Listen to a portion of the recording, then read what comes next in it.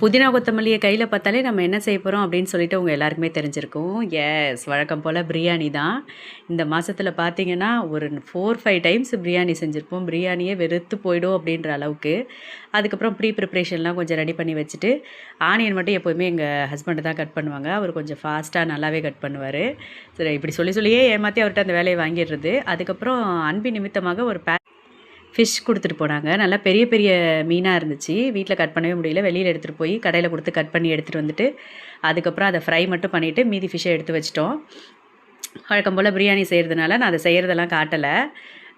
பிரியாணி செஞ்சு முடிச்சாச்சு. நல்லாவே ரெடி ஆயிடுச்சு. லாஸ்ட் வீக் நான் எங்க வீட்டுக்கு செஞ்சிருந்தேன். இந்த வீக்கு என் ஹஸ்பண்டோட வீட்டுக்கு. ஸோ காம்பன்சேட் பண்ணணும் இல்லையா? அதனால 2 சைடுமே நாங்க வந்து செஞ்சு குடுத்துட்டோம்.